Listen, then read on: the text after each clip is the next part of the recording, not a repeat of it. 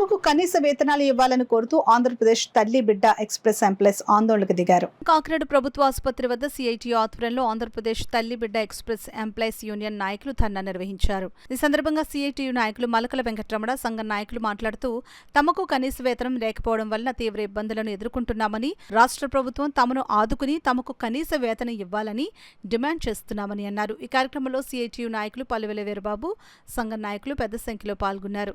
ఈ రోజు వరకు గత జీవికే కంపెనీలో ఉండగా 793 రూపాయలు జీతం చెల్లించేవారు. తర్వాత ఈ అరవిందో కంపెనీ తీసుకున్న తర్వాత మా జీతం 7,870 రూపాయలు మాత్రమే ఇస్తున్నారు. గత 9 సంవత్సరాలు మేము ఇదే జీతంతో కష్టపడుతూనే ఉన్నాం. మా డ్యూటీ వచ్చి ఉదయం 9 గంటల నుంచి సాయంత్రం 6 గంటల వరకు డ్యూటీ అండి.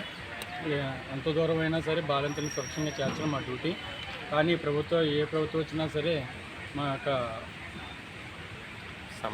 సమస్యలు పరిష్కరించట్లేదు, కనీస వేతనం చెల్లించట్లేదు. ఈ వచ్చిన కొత్త కంపెనీలు కూడా అనేక రకాల డ్యూటీలు చేయించుకుంటుంది, కానీ ఒకటే జీతం మాకు చెల్లిస్తుంది. మాకు ఈ అరవింద కంపెనీలు మాకు చెప్పింది ఏంటంటే తల్లి బిడ్డను క్షేమంగా చేర్చమని.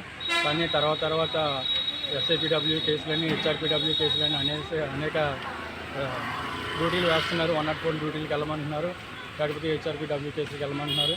ఇలాగ ఇచ్చేది ఒక జీతం, చేయించుకునేది 3 రకాల పనులు. కాబట్టి ఆ పనులు తగ్గట్టుగా ఇప్పుడు ఉన్న కనీస వేతనాలు చెల్లించాలని, ఇప్పుడున్న రేట్ల ప్రకారం కనీస జీతాలు చెల్లించాలని, 2022 జీవో ప్రకారం మా జీతం 18,600 చెల్లించాలని నేను సిఐటి వారి తరఫు నుంచి, మా జిల్లా తల్లిబిడ్డ డ్రైవర్స్ అసోసియేషన్ తరఫు నుంచి మేము కోరుకుంటున్నామండి. అదేవిధంగా కనీస వేతనం ఈరోజు పెరిగిన ధరలకు అనుగుణంగా 26,000 రూపాయలు ఇవ్వాలనేటువంటి నివేదిక ఉంది. ఆ 26,000 రూపాయలు అమలు చేయాలనేటువంటిది మా విజ్ఞప్తి చెప్తున్నాం. అదేవిధంగా తల్లి బిడ్డ ఎక్స్ప్రెస్ కార్మికులకి చాలా సమస్యలు ఉన్నాయి.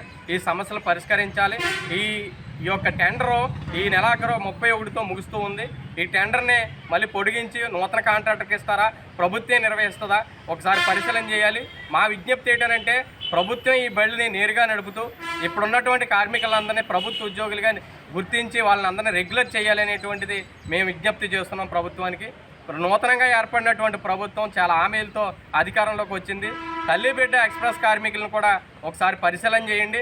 నూతన ఉద్యోగాలు తీస్తానని గొప్పగా చెప్తున్నటువంటి ప్రభుత్వం ఉన్న ఉద్యోగాల్లో ఉన్నటువంటి కార్మిక వర్గానికి కనీస వేతనాలు ఇవ్వాలి, కనీసం మెరుగైన సౌకర్యాలు కల్పించాలని విజ్ఞప్తి చేస్తున్నాం. తల్లి బిడ్డ ఎక్స్ప్రెస్ కార్మికుల సమస్యల పరిష్కారానికి ప్రభుత్వం చిత్తశుద్ధితో పనిచేసి పరిష్కారం దిశగా ఆలోచన చేయాలి.